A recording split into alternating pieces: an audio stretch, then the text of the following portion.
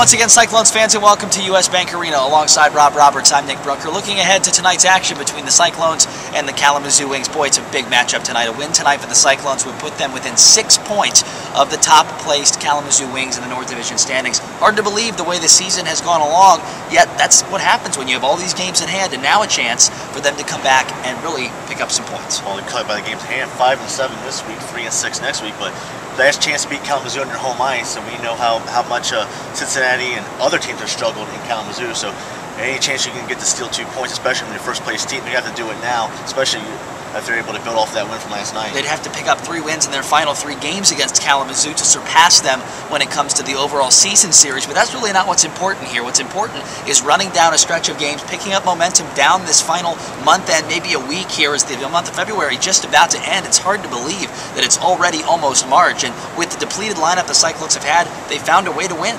And that's the important thing. They found a way to win. Next man in. Like we said last night, we thought they executed the perfect game plan. They won the battle in the neutral zone. They won the 50-50 pucks. They stayed out of the box. Only 1 penalty last night, and Foster was solid. Even though it's Chet tonight, same game plan going in as they're going to go up against an old friend. Now as a foe. Well, Brad Fogel possibly going to be in the net, although we haven't heard anything officially as to whether or not he will be between the pipes tonight. It's a matter now for the Cyclones to just do what they've done so well, at least when it comes to the specialty teams. We talked about it last night, we talked about it on Wednesday, heck, we talked about it on Monday. This is a team that the special teams are almost always critical. Well, Kalamazoo is a team that scores in bunches, and the last thing you want to do for a high-scoring team is give them extra chances. And Cincinnati did a great job of that last night, only going to the sin bin 1 time against a very high-scoring Florida team, and that really put Florida back on their heels. And the same thing tonight, Kalamazoo's going to come at you 4 or 5 minute spurts, and sometimes in their spurts they'll put up 3-4 goals. We've seen it. We saw it up in Kalamazoo when they jumped out 6-1 before Cincinnati made that comeback. We saw it just a couple weeks ago in that 4-1 comeback to force the shootout. So for Cincinnati, it's key.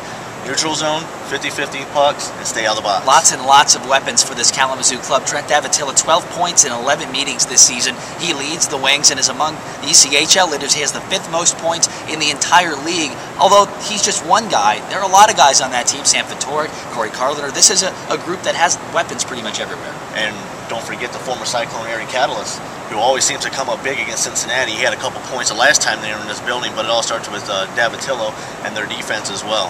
Defensively, the Cyclones are going to be without Jeff Foss, who was called up immediately after last night's game. He was a very important piece of last night's victory, but that's going to basically stress for the guys that are still here with the Cyclones D unit to play more sound, even more than they were a night ago. Well, last night he gave Cincinnati a second solid D line to go with Jeremy Claver, and he gave somebody else along with Tevez that can carry the puck in the offensive zone and an extra blast man on the power play. So it'll be interesting to see how Jared Skoldy shuffles the lines on the special teams. And you mentioned Chet Pickard, who's going to be in the net tonight after Brian Foster played the first 3 games of this week. It's a guy that has had his struggles this season. I think nobody is going to argue against it. He's the first one to admit it's been a year that has, I think, been one that he would like to have turned around. But for now, a game tonight where he could really make a statement. Really make a statement. It really comes down to Chet comes to the first period.